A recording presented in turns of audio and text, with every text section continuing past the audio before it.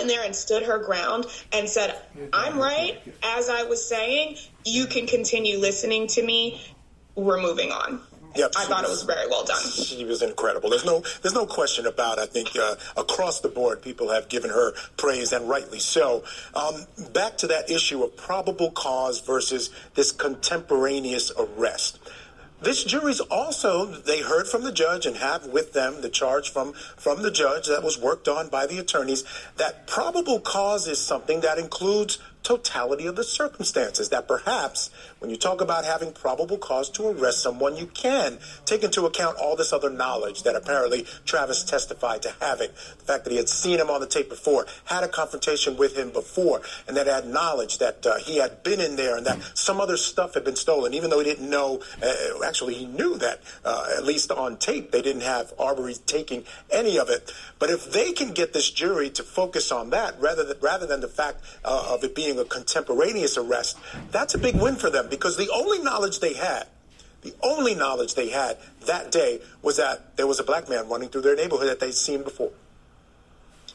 Correct. And they are doing everything that they can to make it about the totality of the circumstances. This happened then and this happened there. But the state, again, is just doing such a good job with bringing everything back to what happened in that moment. What did they know in that moment? It doesn't matter what they knew before then. That's not the real issue. Let's talk about what they knew right then. Nobody can testify about what Ahmaud Arbery's intent was in that moment. The state is doing such a good job at highlighting those issues. And I really like the fact that, like you said, Michael, this to me is a clear issue. I'm sure it's clear to America that this is about race, but the state is really just playing this so well with not over harping on it, and really just looking at the facts and letting the underlying tone of race seep through her entire closing. And I love it. I'm here for it. And I'm really interested to see what the jury has. Again, she had the last word, and I think that is going to be crucial here. And I think that the last thing that the jury is going to remember going into deliberations is what her argument was. No question about it. But I take your point from earlier that if you were the prosecution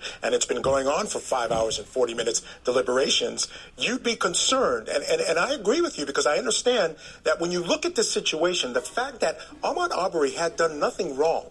I mean, if you look at this, that basic question, did they have the right to do this citizen's arrest? The answer should be quickly no, which means everything else falls and they're basically guilty of the rest of the charges, right? You may debate the malice murder, and we'll talk about that a little bit later. But at the end of the day, I understand what you're talking about, that there might be some concern on behalf of the prosecutors.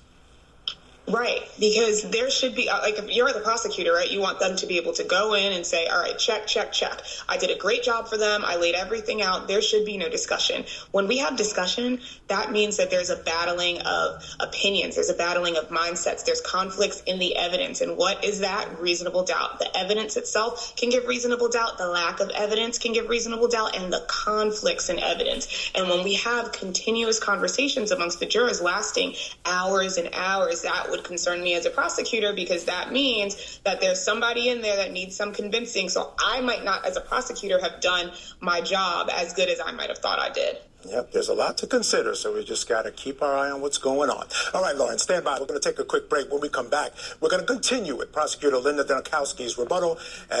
When we come back, Danikowski talks to the jury about driveway decisions and how William Roddy Bryan is just as culpable as the McMichaels in the death of Ahmaud Arbery. So keep it right here on Court TV.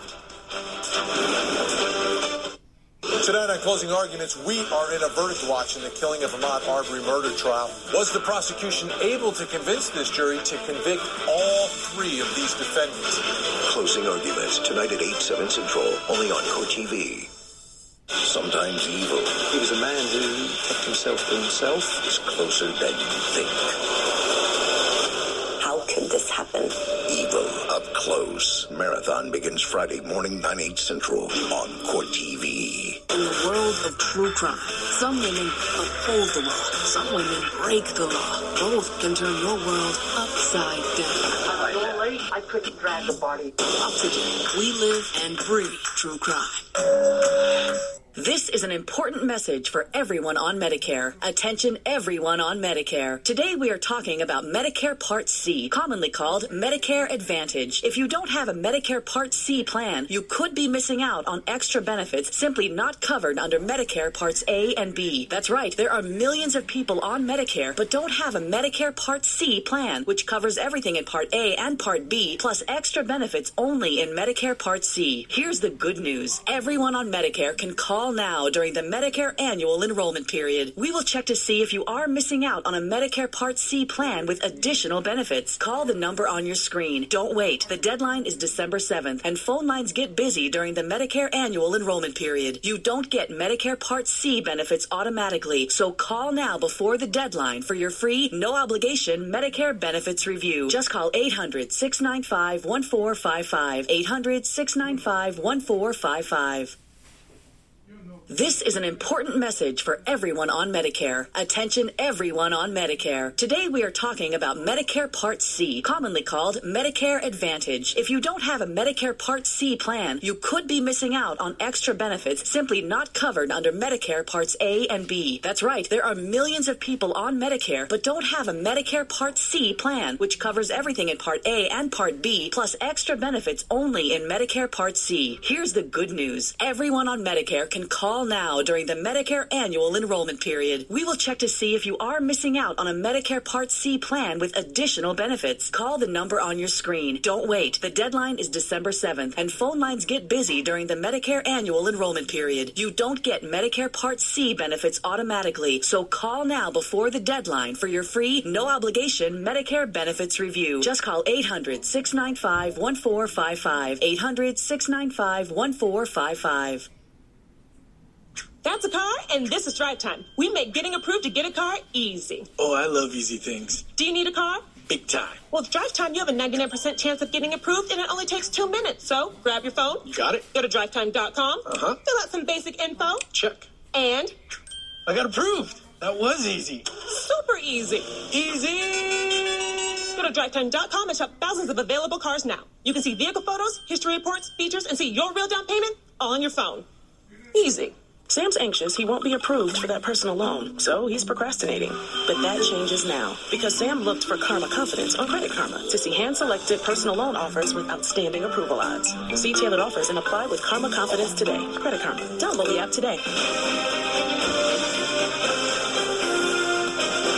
Hello, welcome back to Court TV Live. I'm Michael Ayala. That jury out in Brunswick has been out about 5 hours and 45 minutes. Our understanding is that in just a few minutes, the court will bring them in and find out if they want to continue for longer into the night or go home and start again tomorrow. The judge is leaving it completely up to the jury. So again, if and when they do that, we're going to take you there live. But right now, we just have our eyes on it. Nothing going on. Now, we're going to continue with more of Prosecutor Linda Dunikoski's rebuttal argument. She continues here to talk about the McMichaels assuming the worst when it came to AHMAUD Arbery and driveway decisions. Let's take a listen. Here's what he did. So he stopped, and I said, hey, just want to talk to you, where are you running from? Where are you going?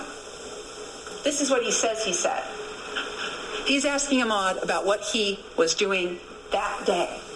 Because he didn't know what he'd done that day, but he assumed the worst. He must have committed some crime. What's your emergency? There's a black man running down the street. What did Agent Seacrest tell you? GBI agent, I can't compel anyone to speak to me.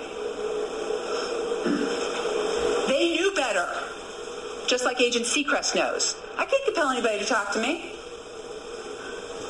All right, let's go ahead and talk about Defendant Bryan. 307 Burford. You've seen his night out video. I'm not playing it for you again. It's motion activated on the porch. Travis McMichael's white 150 pickup truck comes in front. Driveway decision. And this is important, ladies and gentlemen. This is really important. Y'all got him?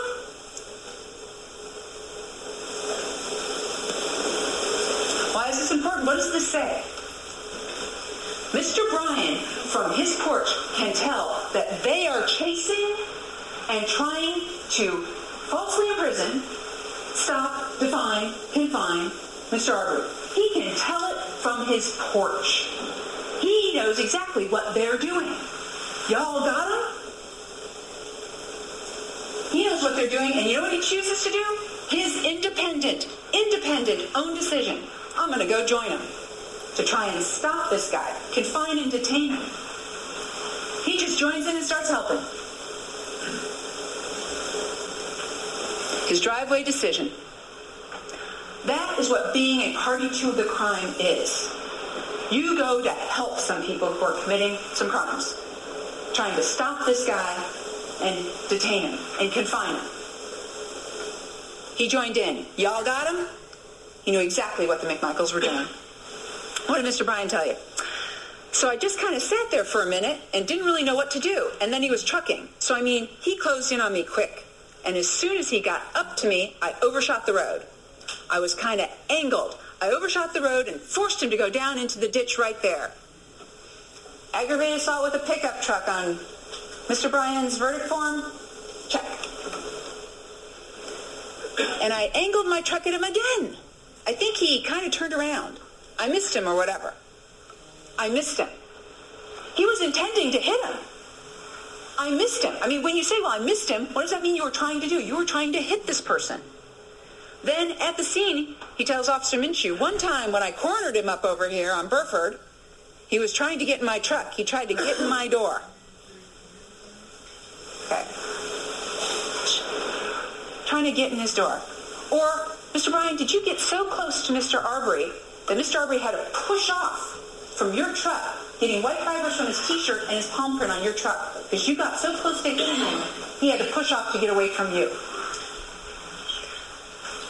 I can't say for sure that he wasn't on the door. I didn't give him a chance to get to the door, but after I angled him off the side of the road, and I kind of went on past him because I didn't hit him, wish I would have, might have took him out and not got him shot. But, I probably got past him a little bit, and he comes up on me, and I could see him in my mirror, and he was coming to the door, and I see his hands right behind the door. After I angled him off the side of the road, I kind of went on past him. I didn't give him a chance to get to the door. Yeah, towards the entrance, but I confronted him again. I angled at him again. We're now at aggravated assault number 3. Before we got to the road he was lying on, right at that house that's on the left-hand side, you're heading towards the entrance of the neighborhood. So he confronted him once again, right there at that corner of Holmes and Satilla. I was fixing. I put it in reverse and was going to back up at him. And that's when he made his move to go down the road it happened on. Felony murder, right here. Felony murder for criminal attempt at false imprisonment. Felony murder for aggravated assault with a pickup truck. Mr. Bryan kept Mr. Arbery from running down Satilla Drive and out of Satilla Shores. He redirected him up Holmes. But for those actions, Mr. Arbery would be alive. Played a necessary and substantial part in the death of Mr. Arbery. All right, so I backed up and started going down that way. I think I angled at him again. Kind of forced him off the road or something right in here, and he turned around right here. The black guy did. He turned around maybe down this far or so. He turned around and started running back the other way. And I pulled into a drive or something and started to turn around. 4th aggravated assault with a pickup truck. There's his route.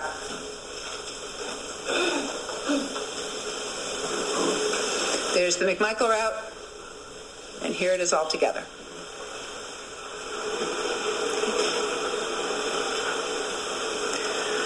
So once again, ladies and gentlemen, the indictment. How in the world could defendant Bryan be held responsible? He was in his Silverado filming the murder at the time Travis McMichael murdered AHMAUD Arbery. How can Greg McMichael be held responsible? Okay, it's real simple. Party to a crime. The law does, in Georgia, believe that everybody who helped, encouraged, advised, went inside a house and grabbed their son and told him to get a shotgun and come on, they're all equally responsible for the ultimate death of the victim. Because a person is a party to a crime only if that person directly commits the crime. Travis McMichael, pulling the trigger on the shotgun, helps in the commission of the crime. He wouldn't have been able to do that if not for his father and if not for Mr. Bryan. Intentionally advises, encourages. That's what Greg McMichael's doing. Cut him off.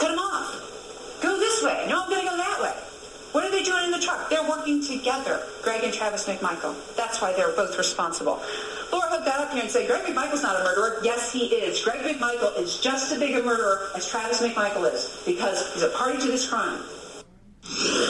All right, still with me, former criminal defense attorney Lauren Prater. And Lauren, you know, Kevin Goff, the attorney for William Roddy Bryan, basically has been arguing a jury nullification defense, saying this case wouldn't even be here if it wasn't for my client. He didn't know anything about what was going on. But when you look at the letter of the law, if the other two are found guilty, felony murder, malice murder, you've got to find him guilty of murder as well. But do you think that this jury might be willing to do that? You know, I don't think so. I mean, again, I would like to say I'm probably substantially biased in this case, but let's look at everything as a whole. I mean, the y'all got him, the running after him, the filming it almost for sport. I mean, the jury has a lot to sink their teeth in. This is, to me, a pretty clear-cut case of felony murder. He is obviously a party to a crime. He obviously helped to redirect Ahmaud Arbery down to the location where he ultimately was killed. So I do not think that it is a very strong argument from the defense, and I don't think that the jury will have too difficult of a time convicting Mr. Bryan on these charges. Interesting. You know, now there's the underlying charges as well, the aggravated assault, false imprisonment. Where do you think those stand? Those are important charges for that felony murder. And as a defense attorney, Michael, I liked to have, you know, lesser included, especially if there was something that I knew my client really, really could get hung up on. Because, look, I'd rather him get a lesser included. If he's going to be convicted, I'd rather him get a lesser included than ultimately get something that's going to put him in prison for life. It's like giving the jury an opportunity to split the baby if the facts are so egregious that you as a defense attorney know that there is a very slim chance of a not guilty. So I think that was strategic on his behalf because the facts aren't in their favor. So you have to do the best that you can do as a defense attorney to get your client the least amount of time possible when you have facts like this. All right, Lauren Prater, stand by. We're going to take a quick break right now. When we come back, it may be the most important evidence in this case against the men charged with the killing of Ahmaud Arbery, the video. Break down the key video in the case after this break. So keep it right here on Quick TV. Opportunities are all about timing. So now that Medicare annual enrollment is here, it's time for a plan that gives you more for your Medicare dollar.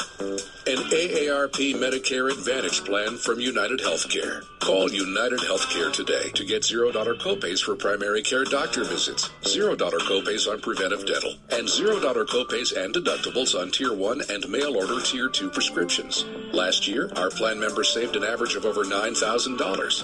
You'll even get free yearly eye exams and designer frames. Now's the time to get more from your Medicare plan. Don't miss your shot. The opportunity comes once a year. Enrollment ends December 7th. So call United Healthcare and learn about our choice of plans, including PPO options. Catching a good opportunity is all about timing. So call today before the moment slips away. Take advantage now. Hi, I'm on Medicare, so before the deadline, I called to see if I was missing out on any extra benefits and if I could really get money added to my Social Security check. The agent said I'm eligible to eliminate copays and for Part C benefits, including meals, prescriptions, and dental coverage, all at no extra cost, plus $1,500 a year added to my Social Security check.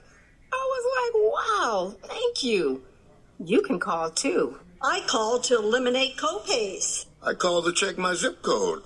I called to get my dental work covered. I called to get money added to my Social Security check. Right now is the only time of the year you can update your benefits. Call the 800 number on your screen to check your zip code and don't miss the deadline. Call now. It's free. Call 1-800-640-8152. That's 1-800-640-8152 now. Hi, my name is Sam Davis, and I'm going to tell you about exciting Medicare Advantage plans that can provide broad coverage and still may save you money on monthly premiums and prescription drugs. With Original Medicare, you're covered for hospital stays and doctor office visits.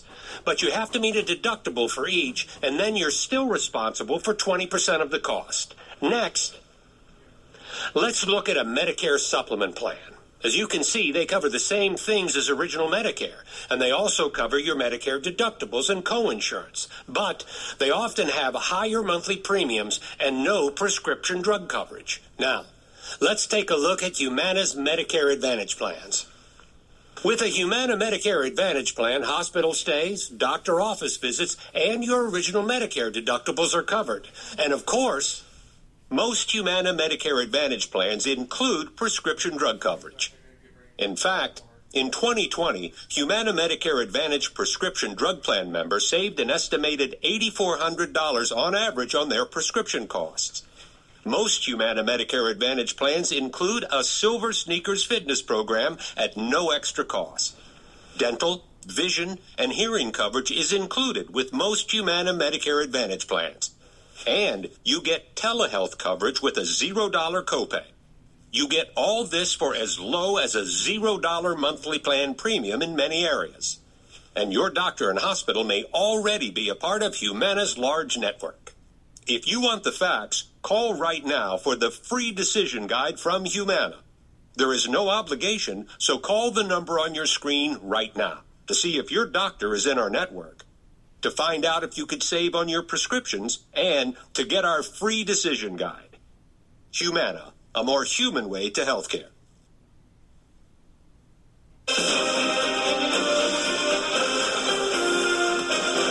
Hello, and welcome back to Court TV Live. I'm Michael Ayala. We promised to take you out to Brunswick when there was activity in the courtroom. It looks like the jury or the jury foreperson is returning to the courtroom, or the parties are there, so let's take you there live.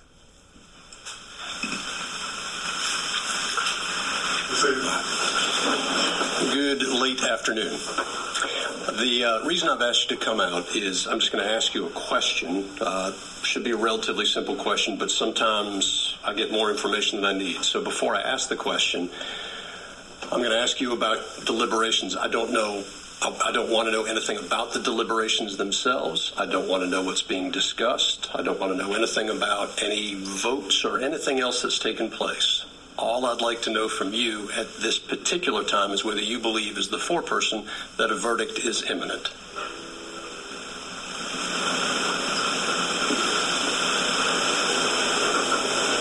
We are in the process of working to reach a verdict. Well, let me ask this differently. I'm thinking about breaking for the evening, and I'm willing to go further into the evening if you believe that would be that would assist the panel in reaching a verdict. If not, then we'll go ahead and break for the day. That's really where we are. At this moment, I think breaking for the day would be the best option. Okay. All right. For the jury panel. All right. Thank you. If you could just go ahead and rejoin the rest of the panel. Thank you. All right, for adjourned.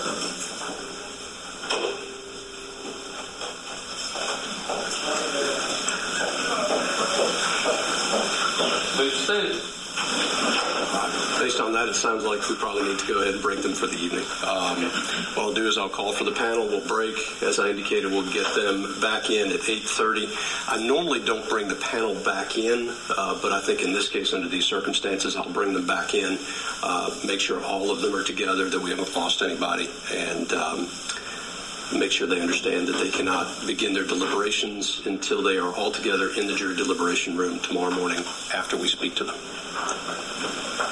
Bring an alternate in also? Yes.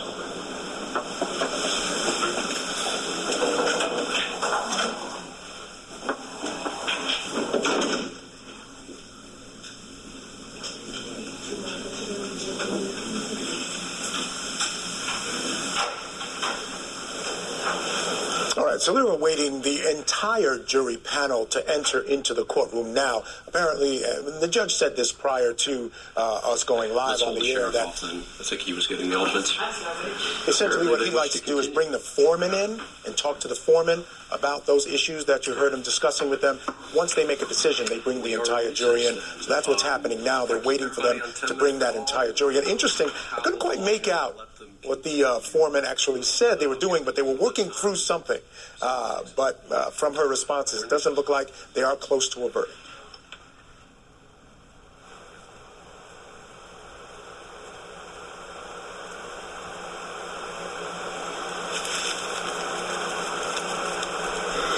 right, so it looks like they've moved the camera down. That may be the jury coming in. I thought they were bringing the jury in to send them home. He was going to give them the admonition, whatever.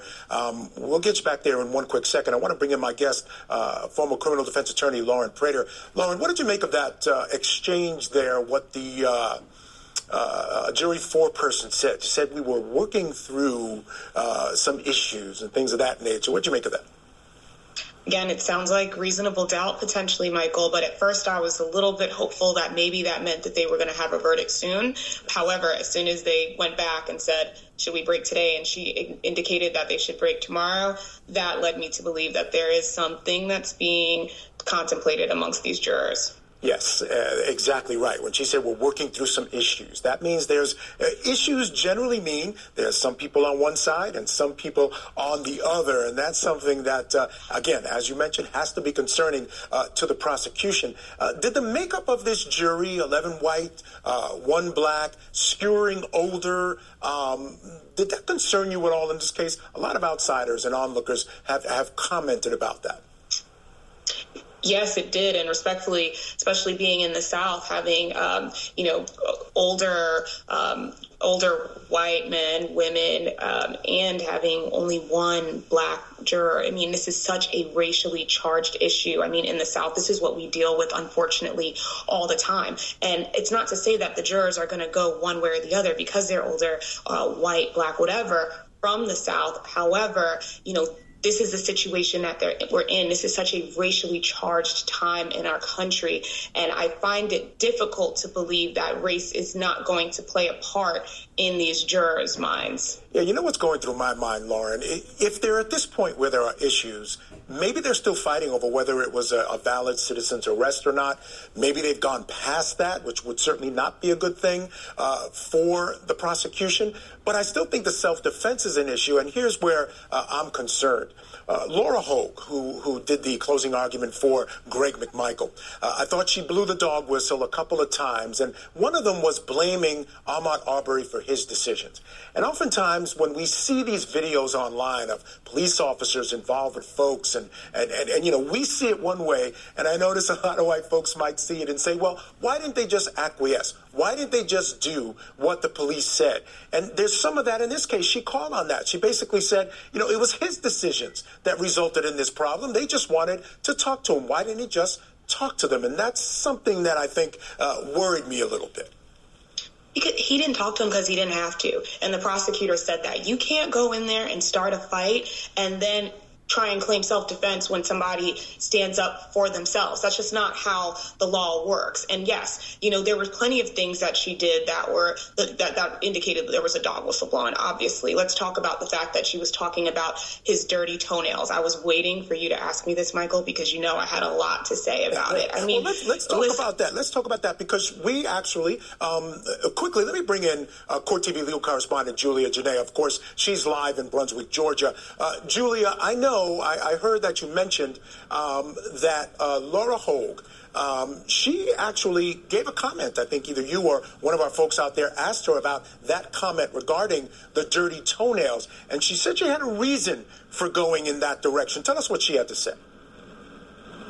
She did, Michael. I do want to update, though, you and our viewers with what's going on inside the courtroom right now. The foreperson actually said that they want to keep deliberating, even though she initially said, yes, I think it would be best to break for the day. This is after the judge said, do you think a verdict is imminent? And she said they are working towards a verdict. So right now, this jury isn't coming back in to get instructed by this judge so they can go home. They're actually still deliberating, which could be an indication that they believe they can come to a verdict tonight. But back to your statement or your question about Laura Hogue and what she says about the toenails and the long, dirty toenails that she said yesterday in her closing arguments. We asked her, what was your thought process in including that? And she said it goes to their theory that AHMAUD Arbery was not running, but they couldn't get into certain things. They couldn't say that he was not a jogger because the state didn't say that he was a jogger. Also, they had a conversation with the medical examiner that did not come in on the record, and where the medical examiner said long toenails, long dirty toenails, apparently. We were not there for that conversation. It didn't come in at trial. They said that is indicative of a mental illness. And we know there's been a dispute over mental health records of Ahmaud Arbery coming in at trial. So that was what they wanted to put in front of the jury, but clearly couldn't go the distance of saying these things that the judge has said cannot come in front of the jury. All right, Lauren Prater, you heard there that they're going back to continue deliberating. So that's an interesting development. Let's touch on that first before we get to the dirty toenails comment. Well, I think the question was, is a verdict imminent? If a verdict is imminent, 6 hours, although it seems like a long time, I mean, it is a long time for all of the evidence that was presented in here. If we're able to get a verdict tonight, I have a feeling that it will be a not guilty. The fact that they all wanted to go back in there and continue talking, I have a feeling that we're on our way to a not guilty. Fingers crossed on this one, Michael. Wow, that's interesting. Okay, because I was thinking the opposite. I thought if there was going to be a quick verdict, it would be in the guilty side. So that's interesting you say that. And I also want to give you a chance to respond. As you heard, Laura Hogue explained why she said that. There were issues regarding his mental health that they were not able to get into. The idea of why he was running that day was an issue for both sides. There was a narrative that he was jogging. The defense wanted a narrative out there that he was running away because he saw a neighbor calling the police on him, and he was actually running. And as you heard, he was running down the street very fast. So your thoughts quickly on that. Quickly, Michael, at first I was agreeing with the defense. I said, listen, he had on khakis, he didn't have socks on, he wasn't, that's a good point for the defense. But when they took it to the toenails, they talked about cheap shots. That was obviously a cheap shot. Again, like you said, that was a dog whistle. It was completely irrelevant. It was trying to point out, to me, it looked like it was trying to highlight the fact that Ahmaud Arbery was not what you see in the media. He was he was dirty, he was unkept, and he was a criminal, essentially. And I think that there were better ways to get that point across than completely degrading the victim in front of his mother and in front of the world. I thought that was extremely tacky. I thought that lacked professionalism. And I think that the world and the media has completely given it back to her the way she deserved it as a result of saying such a comment that really had no relevance or no bearing to me on these facts. Absolutely right. I agree with you. And a lot of folks on social media said they actually tuned out after she said that. So it'll be interesting to see if that happened to this jury as well. Lauren Prater, our time is up, unfortunately. Love to keep you for the next couple of hours, but great to have you on the show. We'll see you again soon, all right? You have a good evening. Thank you, Michael. You too. All right. Let me get back to Julia Janae. Now, Julia, I want to get back to this morning when Linda Dunkowski gave her rebuttal argument. Fill us in on some of the highlights of that today. She broke down for this jury some of the biggest issues that we expect that they are deliberating over, and that's whether or not this was a citizen's arrest and whether or not there is probable cause and how that plays in to them believing this was a citizen's arrest. She went through each of these defendants again, and she went over what the defense said during their closing arguments, showing them that each of those points, though they are compelling, are not what ultimately is in existence in this case. Take a listen. Ladies and gentlemen, here's the thing. This isn't about whether these three men are good people or bad people. That's not what this is about. It's about responsibility. It's about holding people accountable and responsible for their actions. When they do something like this, they have to be held accountable and responsible. Nobody gets a free pass. Okay? Would you get a free pass? Who gets a free pass? No. The law basically says if you commit the crime, you're going to be held responsible. And ladies and gentlemen, when you come back with a guilty verdict on all the charges, this isn't saying somebody's a good person or a bad person. What you're saying is, you know you committed the crime. Now we know you committed the crime too. That's all it is. They know what they did. It's not like they don't know what they did. They know exactly what they did, and they know why they did it. It's not a mystery to them. When you come back with your guilty verdict, all you're doing is telling them, we know what you did too. And we're going to hold you responsible for it. Because guess what you did? You turned this young man into that young man.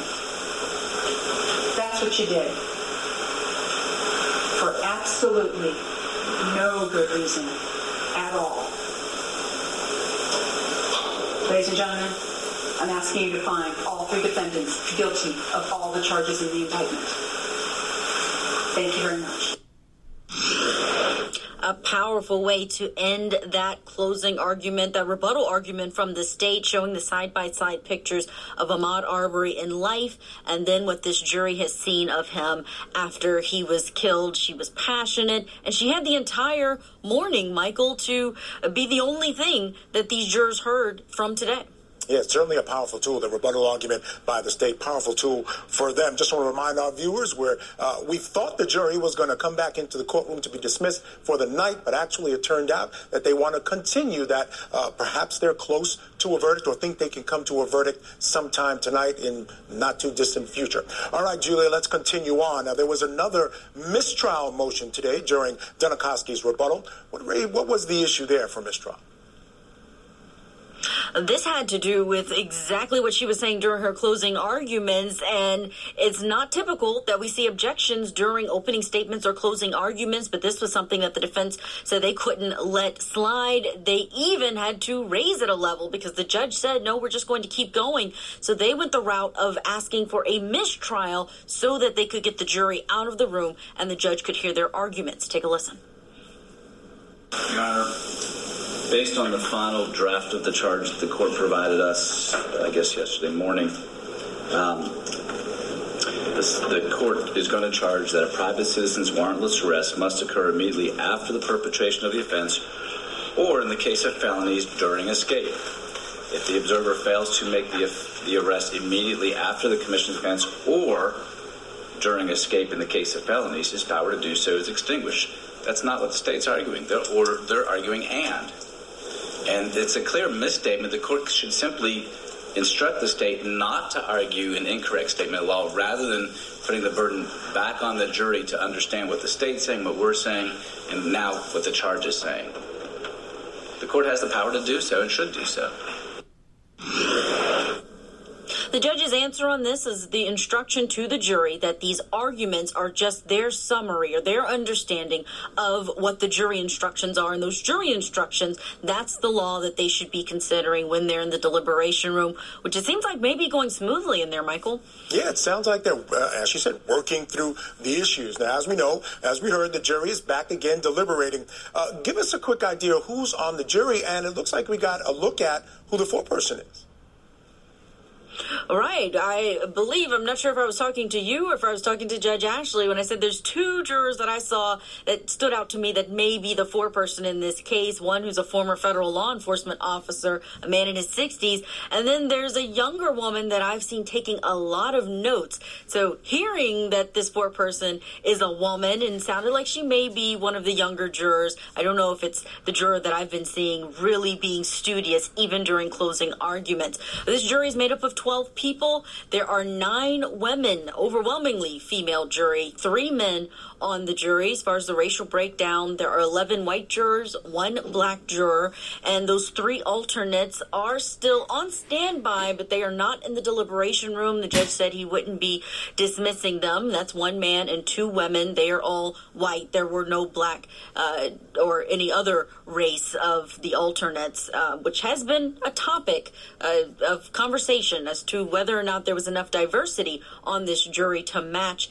the actual demographics of Glenn County, Georgia. And the answer to that would be no, generally, because we know the breakdown is, I think, something like 70-30, so you would expect it to break down that way. And then finally, Julia, we saw the Black Panther Party outside the courthouse yesterday, but can you tell us what's been happening outside today, if anything?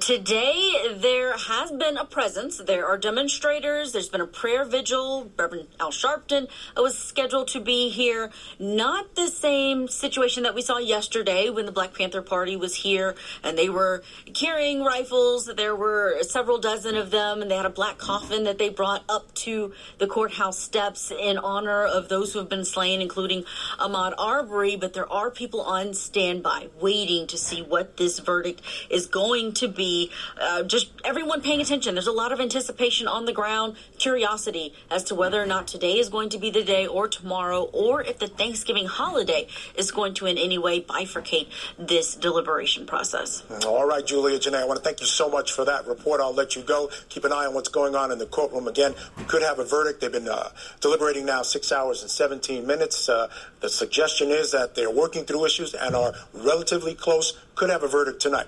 All right, Julia, Janae, I'll let you go. I'll bring in my guest for this hour, trial attorney and former president of the National Bar Association, C.K. Hoffler. C.K., great to see you again.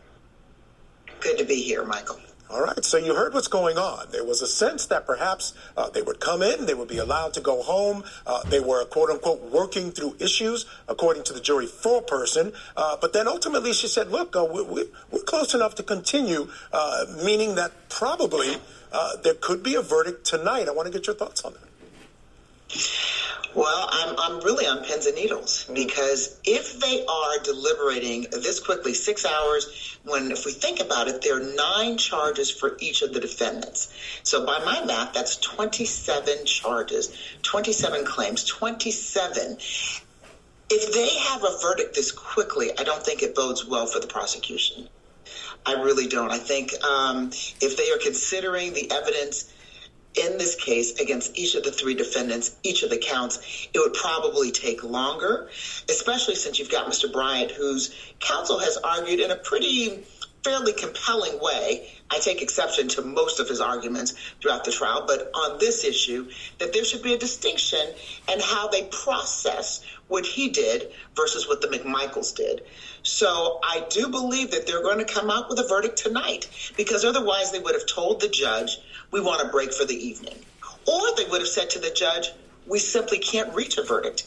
And the judge may have given them an Allen charge or may have sent them back. But they said, no, we're working through some things, as I understand it, and we want to continue deliberating. That tells me they're going to have a verdict tonight. Yeah, I agree with you. And you know, my thought was a little different, CK. I thought if they came back quickly, because one of the first things I believe that they would want to look at is, do you believe that there was grounds for a citizen's arrest? And I believe if you answer no, then everything else sort of flows from that.